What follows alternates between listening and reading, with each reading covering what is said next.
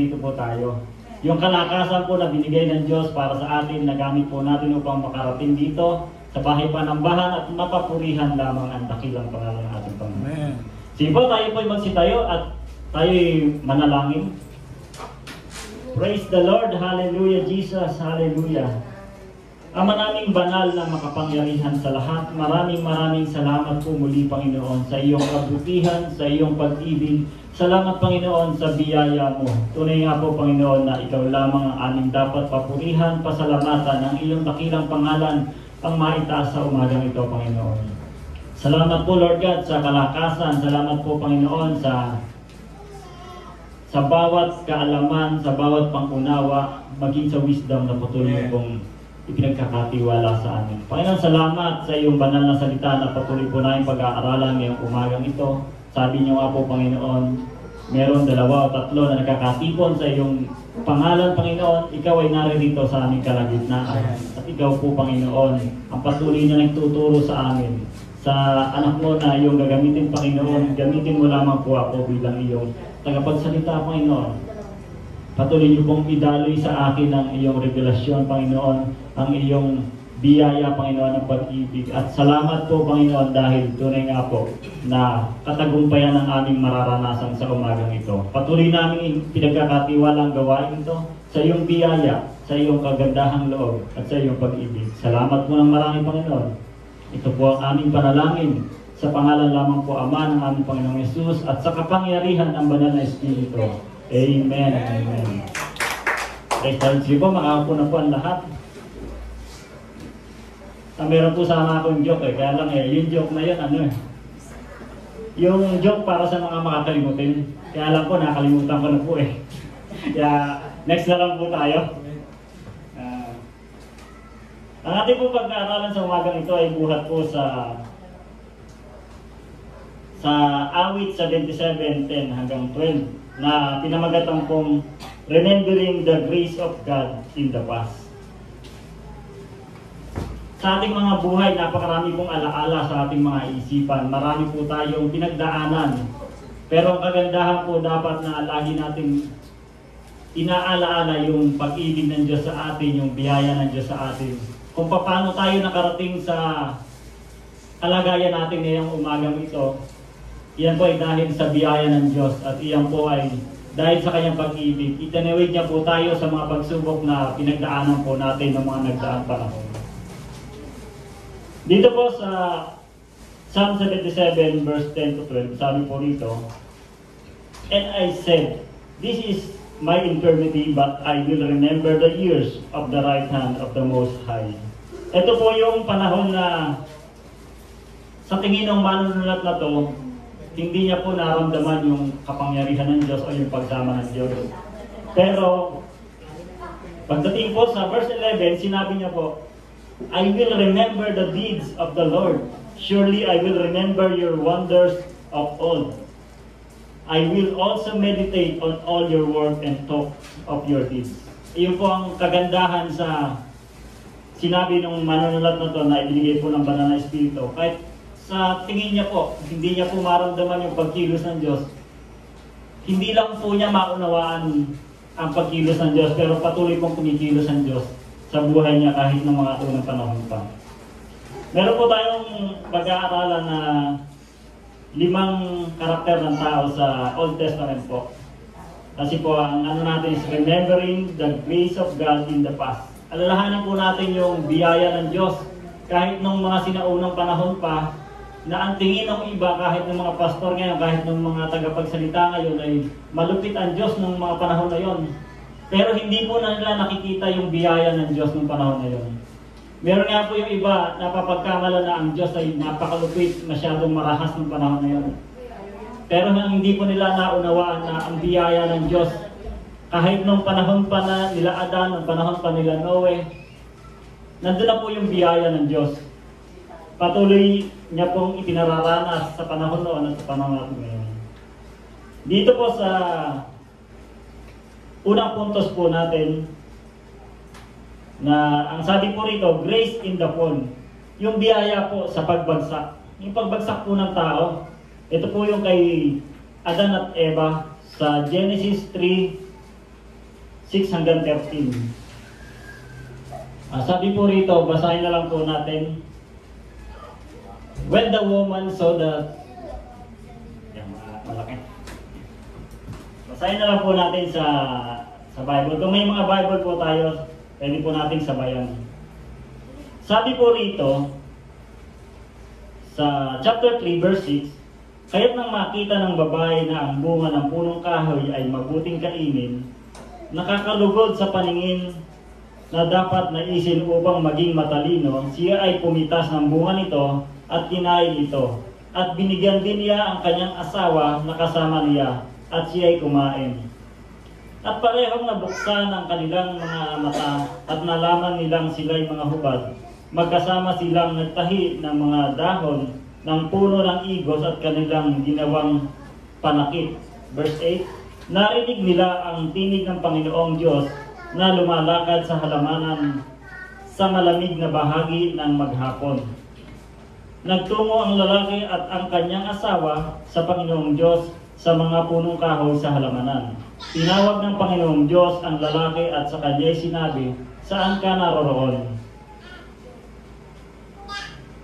Sinabi niya, narinig ko ang iyong tinig sa halamanan at ako'y natakot, sapagkat ako'y hubad at ako'y nagtago.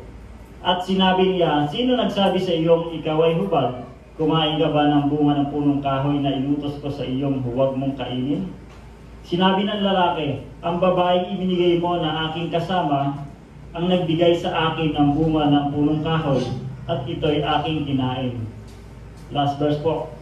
Sinabi ng Panginoong Diyos sa babae, ano itong iyong ginawa?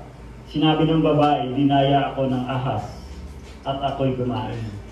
Yun po yung pangyayari na nagkasala po ang kauna-unahang pagkakasala ng tao, sina Eva at Adan, na kahit alam po nila na ibinili na po ng Diyos na huwag kakainin yung bunga ng punong kahoy ng pagkakaalam ng mabuti at masama, pero nagkasala pa rin po. Bakit po? Dahil nadaya po sila. Kahit po alam na natin yung mga salita ng Diyos at hindi po tayo dito nag-meditate kamukha po ng mga verses kanina na minemorize ng mga bata, maaari po rin po tayo madaya. Minsan nga po, kasama na natin sa bahay, kasama na natin po sa pang-araw-araw nating hanap buhay o sa ating mga opisina. Nagkaroon po ito ng sinasabi na kasinungalingan. At meron pong chismis na lumabas, minsan po pinapaniwalaan pa rin po. Ganon din po sa salita ng Diyos. Dapat po i-meditate po natin ito araw at gabi para kahit marami po tayong marinig, lalo sa panahon po natin yan sa social media, marami pong mga nandadaya po ng salita ng Diyos. Tinutwist po nila yung salita ng Diyos. Kaya po ang nangyayari sa mga hindi po ganun kalalim sa pagkakaunawa sa biyaya ng Diyos, nadadaya po sila. Huwag po tayong pumayag na madaya po ng mga kalaban sa kanyang salita. Dahil po ang salita po ng Diyos, nasa Bible na po yan, nasa cellphone. Karamihan po nandito na rin po sa social media. Alamin po natin ang katotohanan. Ito po yung pagbagsak ng tao na ang mapapansin po natin dito, sabi po sa verse 15, sabi po sa verse 21, at ginawa ng Panginoong Diyos si Adan at ang kanyang asawa ng mga kasuotang balat at sila'y dinamitan. Kung mapapansin nyo po, itong kasalanan po nito nila Eva at Adan ay kauna-unahang kasalanan. Matindi po itong kasalanan na to. Hindi lang po ito basta-basta. Dahil bakit po? Ito po yung magdadala sa tao sa pagbagsak. Ito po yung lahat po ng isisilang na tao, lahat po yung magiging makasalanan dahil po sa kanilang unang pagbagsak. Ano po dapat ang maging parusa dito? Matinding kasalanan po ito kung sa panahon po natin ngayon, kung ito yung magiging source ng kasalanan, matindi po ito. Kumbaga, makikita po natin, lahat ng lalabas kila Eva at Adan, wala na pong magiging matuwid Matinding kasalanan, pero ang ginawa ng Panginoon, ipinagtahi pa sila ng kanilang damit na gawa sa kasuotang balat. Ibig sabihin, yung Panginoong yung Panginoong Diyos mismo ang gumawa ng paraan upang yung kanilang kahubaran ay magkaroon po ng takip. Ibig sabihin po, dapat dito ay ang tao ay pinarusahan na nung panahon na yun. Sabi nga po ng iba, malupit ang Diyos dahil pinalayas po sila sa Garden of Eden. Pero hindi po, protection po sa kanila yon. Yung pagpapaalis sa kanila na yun ay malaking ano sa kanila, pakinabang. Dahil kung sila ay mananatili doon at makain nila yung puno ng buhay, yung bunga ng puno ng buhay, hindi po sila mamamatay. Mananatili na lang po sila sa kasalanan habang buhay. Kaya po, yung biyaya po ng Diyos na yan, nakita po natin, hindi po sila sinisi. Hindi po sila pinagmalupitan, kundi pinagtahi pa po sila ng damit para sila ay madamitan. Sa ganun po, hindi po karapat-dapat ang tao sa ganung sitwasyon na yun. Dahil nagkasala ka na, ikaw pa yung binigyan ng damit. Dahil hindi po sapat yung ginawa nilang damit para matakpan yung kanilang kahubaran eh. At yung damit po na isinuot sa kanila is galing po sa balat ng hayop. Ibig sabihin, dumanak po yung dugo para makuha po yung balat ng hayop at sa kanila ay maidamit. Pinantakip po sa kanila. Yung pong kwento ng kay Eva at Adan na yan, maaring pabayaan sila ng Diyos. Sa halip nagpakita sila ng biyaya, siya ng biyaya sa pamamagitan ng pagbigay ng damit para sa kanila. Ang gawang ito ng grasya. Sa kabila ng kanilang pagsuway, ay nagpapahiwatig na walang hanggang pagmamahal at pag-aalaga ng Diyos sa kanyang nilikha. Kahit na sa gitna ng pagbagsak ng tao. Iyon po ang napakagandang mensahe doon sa pagbagsak ng tao na yun, hindi po napagmulupitan ng Diyos ang tao. Dito po naman kay Cain, number 2 po tayo. Grace in judgment, sabi gano'n. Dito po sa Genesis 4:8, hindi po tayo lalayo, susunod-sunodin po natin ito. Genesis 4:8 naman po, sabi dito, hanggang 8 hanggang 14, sabi po, sinabihan ni Cain ang kanyang kapatid na si Abel, at nangyari nang sila ay nasa parang, tumindig si Cain laban kay Abel, na kanyang kapatid, at ito'y kanyang pinatay. At sinabi ng Panginoon kay Cain, nasan si Abel, na iyong kapatid? At sinabi niya, ay wag ko, ako ba'y tagapagbantay ng aking kapatid? Sinabi niya, ano ang ginawa mo? Ang tinig ng dugo ng iyong kapatid ay dumadain sa akin mula sa lupa. Ngayon sinumpa ka mula sa lupa. Dinuka ng lupa ang kanyang bibig nito upang tanggapin ang dugo ng iyong kapatid mula sa iyong kamay. Kapag binungkal mo ang lupa, ito ay di na muling magbibigay sa iyo ng kanyang lakas. Ikaw ay magiging palaboy at magpagala-gala sa lupa. At sinabi ni Cain sa Panginoon, ang parusa sa akin ay higit kaysa makakaya ko.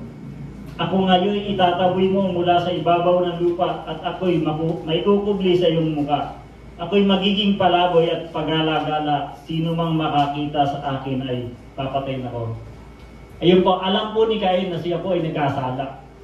Kaya po yung sabi niya rito, at sinabi niya Cain, ang parusa sa akin ay higit kaysa sa aking makakaya. Hindi po. Bagkos ang Panginoon Diyos ay nagbigay pa ng protection sa kanya.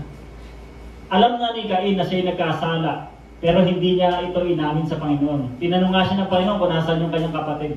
Hindi niya ito inamin. Ano po yung biyaya ng Diyos dito na natanggap po ni Cain?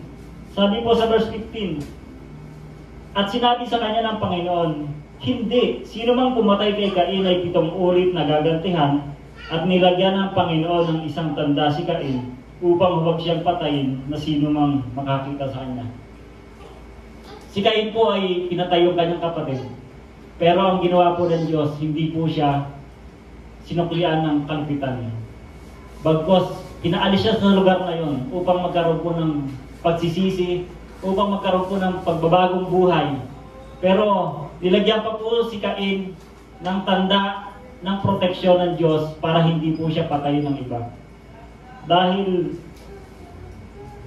tapat po ang Diyos. Dahil meron pong katwiran ng Diyos. Kaya yung tanda na nilagay kay Abel, kay Cain, ito'y bilang protection sa kanya.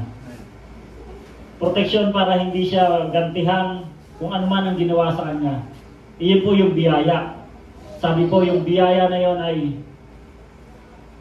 kung ano yung ginawa mo, dahil sa biyaya, hindi mo ito mararanasan. Kung ano man yung kalupitan na nagawa mo, dahil sa biyaya, hindi ka gagantihan. Dahil meron pong gagawa ng paraan upang matanggap mo ang biyaya ng Panginoon. Sabi po rito, matapos magkasala si Abel, nilagyan pa po siya ng tanda ng Panginoon upang siya ay magkaroon ng proteksyon. At kung sino man makakita sa kanya, hindi siya gantihan.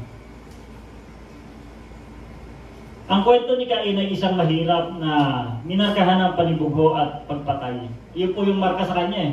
Kahit anong panahon na magdaan, kahit sa panahon natin ngayon, nakatatak na po sa kanya yon. Yung marka na siya kauna-unahang pumatay. Ang hirap po nun sa kapatid niya pa. Minarkahan ng panibugho at pagpatay. Sa kabila ng kanyang kasalanan, ipinakita sa kanya ng Diyos ang biyaya sa pamamagitan ng pagprotekta sa kanya mula sa pagpatay. Ano po yung tinuturo ng Diyos sa atin? Sabi rito, itinuturo nito sa atin na ang biyaya ng Diyos ay makakarating sa atin kahit sa pinakamasama nating sandali. Isipin nyo na yung pinakamasama yung sandali. Pero nandun pa rin yung proteksyon ng Diyos, nandun pa rin yung biyaya ng Diyos na magtataas sa'yo. Hindi ka mananatili sa kalugmukan ng iyong ginawa. Aminado po tayo na tayo makasalanan kahit sa panahon natin ngayon na nasa atin na po yung biyaya, nakakagawa pa rin po tayo ng kasalanan. Pero isa na lang po ang pangako ng Diyos na sa kabila ng anuman yung pagkakasala na yun, nandun pa rin po yung kanyang kagandahan loob. Nandun pa rin po yung pag-angat niya sa atin. Itinataas niya po tayo para hindi po tayo manatili sa pagkakasala ngayon. Yun po yung nag-aalok ng proteksyon at pagkakataong magsisi. Yun po yung katuruan sa ipinaranas kay Cain na yun. Number 3 naman po tayo. Sabi rito, grace in suffering. Ito po yung kay Job. Kay Job 2 verse 11-13.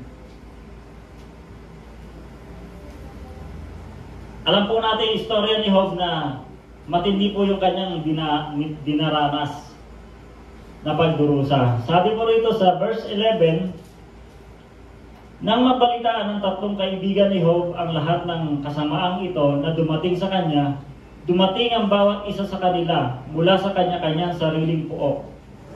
Si Eliphaz na Timanita at Bildad na Suhita at si Zophar na Mamita. Sila'y nagkaisang pumunta upang makiramay sa kanya at aliwin siya. Verse 12 po, nang kanilang matanaw siya mula sa malayo, siya ay hindi nila makilala. Kanilang inilakas ang kanilang tinig, umiyak at sinira ang bawat isa sa kanila ang kanya-kanyang balabal. At nagbuhos ng alabok sa kanilang mga ulo paharap sa langit. At sila'y umupo sa ibabaw ng lupa na kasama niya na 7 araw at 7 gabi. At walang nagsalita sa kanya sapagkat kanilang nakita na ang kanyang paghihirap ay napakalaki. Ganun po yung pagdurusang inabot ni Job. Sa pagdurusang iyon, tinutuwa po si Job. Hindi lamang po si Job, pati yung kanyang mga kaibigan, yung 3 kaibigan. Sa tindi ng dinaranas ni Job, ito yung unang nasabi ni Job sa verse 3, chapter 3, verse 1-3. Ang sabi po rito, pagkatapos nito, ibiniwan ni Job ang kanyang bibig at sinumpa ang araw ng kanyang kapanganakan. Sinabi ni Job, maglaho nawa ang araw na ako'y isilang at ang gabi na nagsabi, may batang lalaking ipinaglihi. Ganun po yung katindi ang kanyang dinaranas na paghihirap.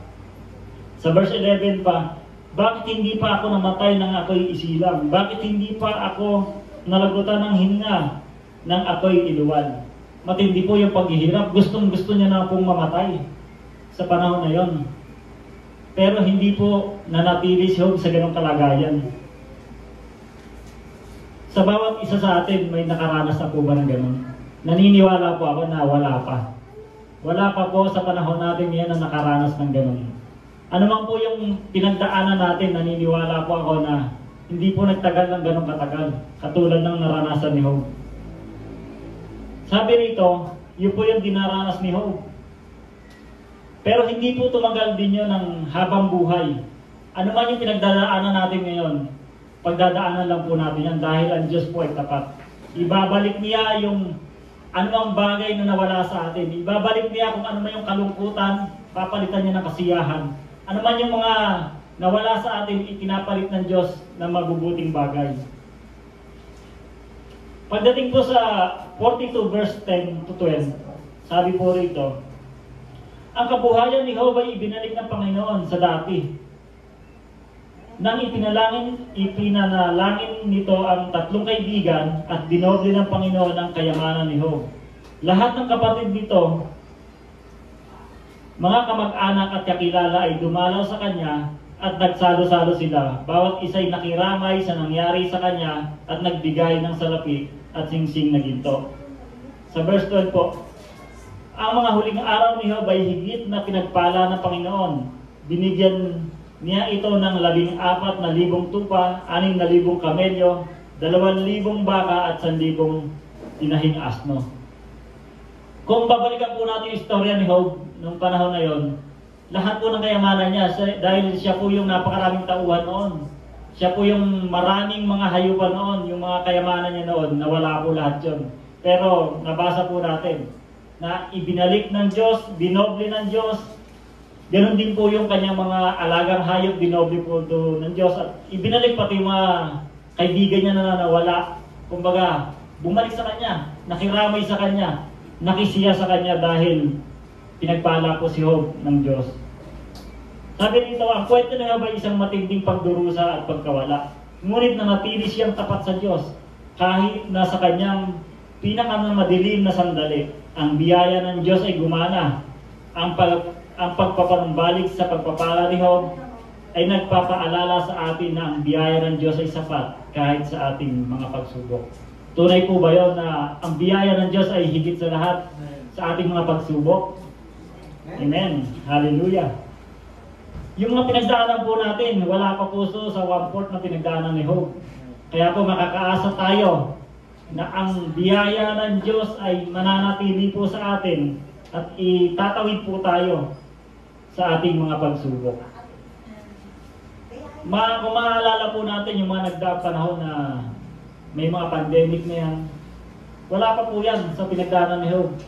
Yung mga nararanasan natin na kakulangan, isa lang po yan sa pagtuturo ng Diyos na kung ano yung dapat natin gawin sa panahon na yun.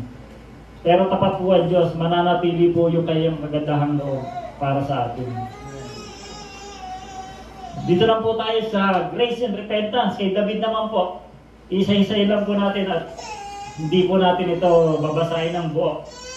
Sabi po rito, sa mga awit 51:1-5, sabi po rito, 51:1-5,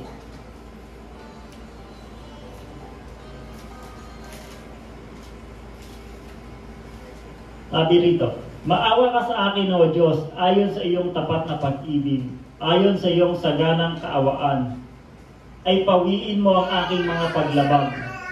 Hugasan mo akong lubos sa aking kasamaan at linisin mo ako sa aking kasalanan, sapagkat aking nalalaman ang mga pagsuway ko at ang aking kasalanan ay laging nasa harapan ko, laban sa iyo. Sa iyo lamang ako nagkasala at nakagawa ng kasamaan sa iyong paningin, upang ikaw ay maging ganap sa iyong pagsasalita at walang dumi sa iyong paghatol. Narito ako'y ipinanganak sa kasamaan at ikinaglahi ako ng aking ina sa kasalanan. Aminado po si David na wala pong matuwid talaga. Kumbaga lahat ay nagkasala. Sabi nga doon, ako'y pinanganak sa kasamaan at ipinaglihi ako ng aking ina sa kasalanan. Sabi naman din po sa awit 32:1-2, Sabi dito, mapalad siya na pinatawad ang pagsuway, na ang kasalanan ay tinakpan. Mapalad ang tao na hindi pinaparatangan ng kasamaan ng Panginoon at sa kanyang espiritu ay walang pandaraya. Yung verse 5 po, kinilala ko ang aking kasalanan sa iyo at hindi ko ikinubli ang aking kasamaan. Aking sinabi, ipahayag ko ang aking paglabag sa Panginoon at iyong ipinatawad ang bigat ng aking kasalanan. Iyon po ang gusto lamang ng Diyos, na tayo ay nagkakasala pero tapat po tayo sa Kanya na aminin yung ating pagkakasala. Magbago tayo ng pag-iisip. Sabi nga rito, biyaya sa pagsisisi o biyaya sa pagbabago ng isip. Kung ang dati nating kaisipan ay puno po ng kasalanan, puno po ng madilim na pag-iisip, baguhin po natin ito ng ating pag-iisip. Dalhin po natin yung ating kaisipan sa Diyos.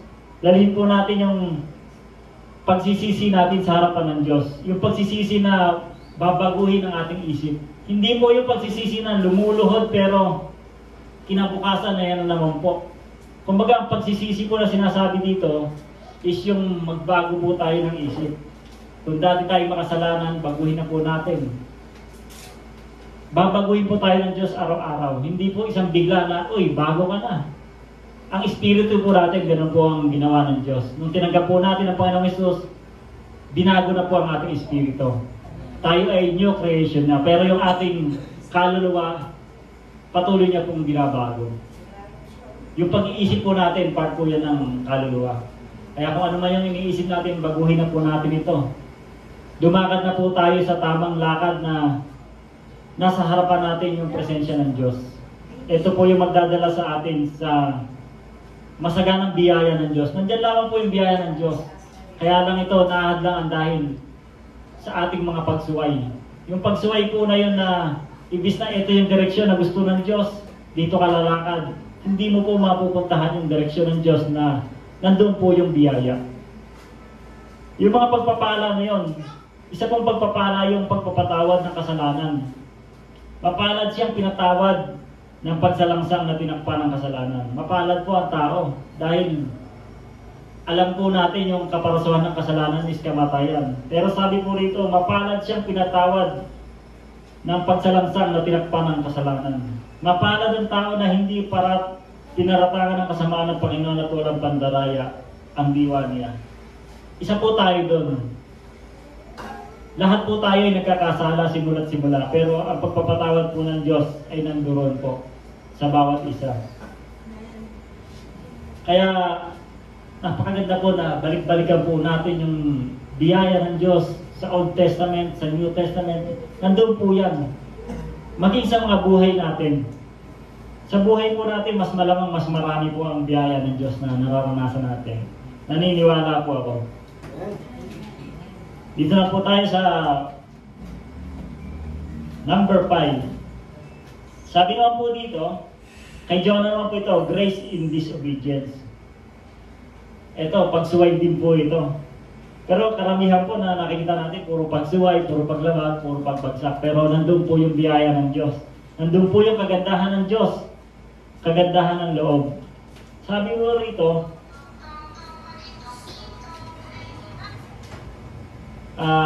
ito po yung sinasabi sa Job 2 hanggang Jonah 1 hanggang 3. Alam po natin.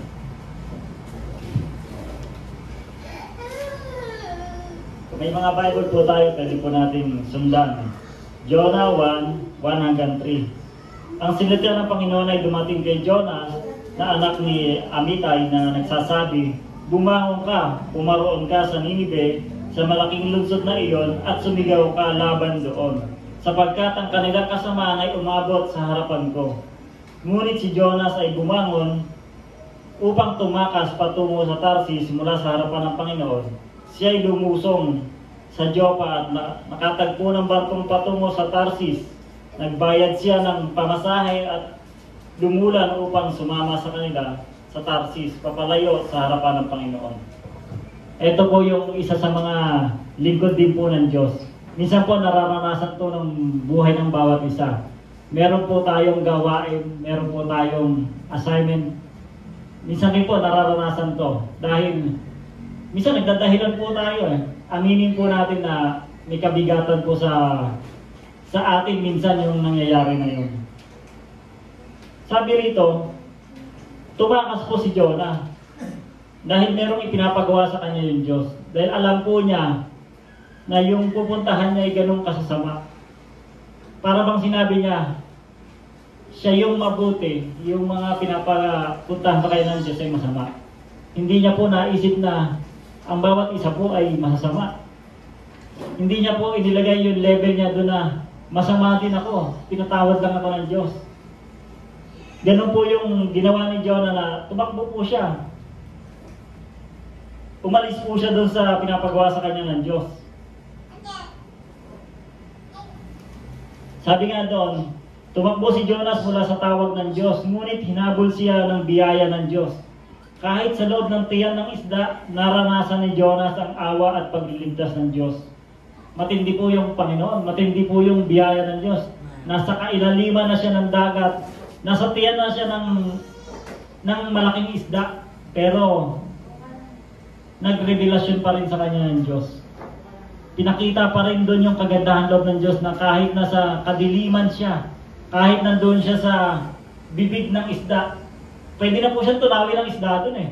Pwede na po siyang biglang mawala. Yung iba nga po, sa mga maliliit na isda, takot na takot dahil yung mga piranya, pinakain po sila. Pero ito, nandun po siya sa malaking tiyan ng balyena. Bakit po niligtas si Jonas? Dahil meron po siyang misyon na gustong ipagawa ng Diyos. Sabi roon, kahit sa loob ng tiyan ng isda, naranasan ni Jonas ang awa at pagliligtas ng Diyos. At ito'y pagpapala sa atin na ang biyaya ng Diyos ay mahanap tayo gaano man tayo kalayo. Ibabalik tayo sa kanyang layunin. May layunin po yung Diyos sa buhay ng bawat isa sa atin eh. Kamukha nga po nung sa Jeremiah 29:11. Maganda po yung layunin ng Diyos. Minsan sa tingin lang po natin yung pinapagawa sa atin ng Diyos, ganun kabigat, ganun katindi. Pero yung layunin po ng Diyos, mabuti po yun para sa pupuntahan natin at para sa atin. Dahil inutusan po si Jonas na pumunta doon sa kanyang mga kababayan sa Ninive. Bakit? Para ano? Para sisihin yung Ninive? Hindi po, para pagbaguhin ang isip yung mga taga Ninive. Ganon din po dapat yung ginawa ng tatlong kaibigan ni Job. Na ipaunawa kay Job yung kagandahan loob ng Diyos. Pero hindi po yun ang nangyari. Hindi po yun yung ginawa nila. Bagkus merong isang bata doon na iyon po yung naglakas loob din na magsalita. Yung pangalan niya po si Eliho. Ang haba po ng usapan nila ron na bakit merong tatlong lalaki rito na mga pari ata to, pastor. Yung mga tao ng Diyos, pero yung isang bata doon na nangusap sa kanya yung banal na espiritu, yun yung nakapagpabago rin. Sa isa sa nakapagpabago, sa isipan ni Job, upang magbalik loob si Job ng kanyang isipan sa Diyos. Ganon din po sa pinapagawa ng Diyos kay Jonas. Meron pong pagkakataon na akala natin, ano ba to? Hindi natin maunawaan. Hindi po maunawa ng ating kaisipan, pero yung Diyos may plano po siya. Sumunod lamang po tayo sa Diyos. Meron pong mga plano ang Diyos na hindi natin kayang isipin. Sabi rito, yung mga ganito pangyayari, dapat lamang na sumunod tayo dahil kahit na sa kabila ng pagsuway natin, mararanasan pa rin natin yung kabutihan ng Diyos. Hindi po tayo hayaan ng Diyos na manatili sa pagsuway. Ibabalik at ibabalik niya po tayo. Katulad nga lang po ng mga nandun sa nung kanipoy ng jail ministry. Alam po natin na yung mga nandun is nagkasala nga po. Pero hindi po yun yung katapusan ng kanilang pagkaunawa sa Diyos. Bagkus, maaaring iyon pa yung umpisa para sila ay makakilala sa Diyos. Para sila ay magbagong buhay. Nandoon po sila, hindi na po sila makakaalis dun eh. Ngayon naman po, uutusan po ng Diyos yung kanyang mga lingkod upang abutin sila ng kanyang salita. Abutin sila ng kanyang biyaya. Abutin sila ng kanyang paalala para makapagbago. Nandoon po sila. Kumbaga, buhay pa po sila. Nandoon pa po sila upang pagkakataong magsisi. Maaaring mo yung iba doon paglabas, maaaring sumunod sa Diyos, yung iba po ron, maaaring bumalik sa kanilang dating gawain. Pero hindi po tayo mawawala ng pag-asa na aabutin pa rin sila ng Diyos. Hindi po tayo, wala po tayo sa posisyon upang i-judge sila kung ano man ang kanilang kalalagayan. Wala po tayong karapatan na eto, nakakulong ka ng ganyang panahon. Hindi po natin alam sa gabi na sila'y natutulog na mangusap sa kanila ng Diyos. Sila po yung kinakausap ng Diyos sa pagmumuni-muni nila. Ano ba yung nadidig ko kanina sa nagsalita? Ano ba yung minensahe ng ating brother na nadinig natin kanina? Minsan sa kanila doon, sama-sama sila kung ano na pinag-uusapan nila. Minsan nga po, nanonood sila ng TV. Pero yung mga salita po ng Diyos na dumating sa kanila, kahit na ito isang verse lamang, hindi po ito mawawala ng saysay. Dahil buhay po ang salita ng Diyos, mangungusap po sa kanila yon. Naniniwala ako na yung pagpapagal na ginagawa po sa atin ng Diyos na makating tayo sa iba't ibang lugar, hindi po mawawala ng saysay. Meron at meron pong mababago na buhay ng tao. Dahil po merong isang Jonas na sumunod po sa Diyos. Amen po. Sabi po rito, sa pagmumuni-muni sa mga kwentong ito, makikita natin ang isang pare-parehong tema. Ang biyaya ng Diyos ay laging naroon. Amen po ba? Kahit na tayo ay nagkukulang, nagdurusa o tumatakas, alalahanin at ipagdiwang natin ang biyaya ng Diyos na ating sariling buhay. Batid na ang kanyang pag-ibig at habag ay laging nakalaan sa atin. Sabi rito, naway magkaroon tayo ng inspirasyon na mamuhay ng may pasasalamat, katapatan at pag-asa na nagtitiwala at hindi nagbabago biyaya ng ating Panginoon. Magkaroon po tayo ng inspirasyon sa ating mga inalala, sa kanilang buhay. Nandiyan po sila upang maging salamin sa atin. Hindi po tayo dapat na, ayan, si Job, ganyan ginawa niya, ayan, si David, ganyan, hindi po. Salamin po sila. Nakikita po natin yung mga pagkakamali na hindi na po dapat nating maranasan. Meron po ba nagrema sa atin sa mga salita na ating napakinggan? Meron po mga sabi rito, ang unang rema rito sabi rito, revealing His eternal message always. Yun po yung acronym ng REMA. Revealing His eternal message always. Meron din pong isa, ano po ba yung makukuha nating REMA dito? Sabi po, reaching every heart with meaningful answer. Iyon po yung dapat na nadinig ni Job. Sabi, reaching every heart with meaningful answer. Dahil naguguluhan na po siya. Meron pong mas sagot na dapat na maunawaan ni Job, pero hindi niya makuha sa tatlo niyang kaibigan. Meron din isa na rema rito, renewing hearts and reaching minds always. Ito naman po yung kay David, na binago yung kanyang puso, binago yung kanyang pag-iisip. At meron din pong restoring hope, embracing miracles always. Puro R-H-E-M-A po yun. At yung isa, yung pinakauli, rejoicing hearts, empowering minds always. Lagi po tayong magalak, lagi po tayong may kalakasan, ang ating isip na masaya po tayo tuwing naalala po natin yung biyaya ng Diyos sa ating buhay. Sa akin po, ang rema po na tumatak dito, o yung spoken words na natandaan ko po rito, 5 salita lang po. Ang unang salita po ay buhat sa Romans 3:24. Ito po yung justifier. Sabi po rito, being justified freely by His grace through the redemption that is in Christ. Sabi rin po rito, siya po yung tagapagbigay ng sa atin ng upang tayo ay mapaging ganap. Being justified freely by His grace through the redemption that is in Christ. Justifier po, number 1. Number 2 po, sa 1 John 2:25, say, eternal po.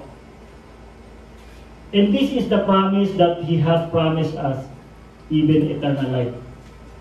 Eternal life po yung At ang nagkaroon po ng rema sa akin dito, una, justifier, eternal life, pangalawa. Ang number 3 po is Savior. Dumating na po yung tagapagligtas. Kung tayo po yung na-justified, ito po ay eternal na. Kasi po meron dumating na tagapagligtas. Sa Luke 2:11, For unto you is born this day in the city of David a Savior, which is Christ the Lord. Number 4 naman po na salita, unchanging. Sa Hebrews 13:8. Jesus Christ, the same yesterday and today and forever. Hindi po siya nagbabago. Kung siya po yung biyaya ng Diyos sa Old Testament, sa mga old people, ganun din po sa panahon natin ngayon. Hindi po siya nagbabago. Ang kanyang pag-ibig, ang kanyang habag sa atin. At number 5 naman po, shepherd. Sa John 10:11. I am the good shepherd. The good shepherd giveth his life for the sheep. Iyon po yung nagrema sa akin dito. Justifier, eternal, Savior, unchanging shepherd. Ito po ang bumubuo po lahat kay Jesus. Ang rema po sa akin, anuman ang ating mabasa, saan man tayo nagbabasa sa lumang tipan man at sa bago, si Jesus pa rin po yung magre-rema sa atin. Dahil siya lamang po yung nagbigay sa atin ng buhay. Yung ginawa po ang ating buhay na ganap sa harapan ng Diyos. At ito po ay eternal life ang ating mararanasan. Maraming salamat po. Tayo po ay manalangin. Praise the Lord. Hallelujah, Jesus. Panginoon, maraming salamat po. Tunay nga po na sa sandaling ito kami po ay natuto, may naunawaan po, Panginoon, at ang iyong kabutihan, ang iyong kagandahan loob ang patuloy po sa amin nagre-rema, Panginoon. Salamat, Panginoon, dahil ikaw po ang gumawa ng daan upang kami ay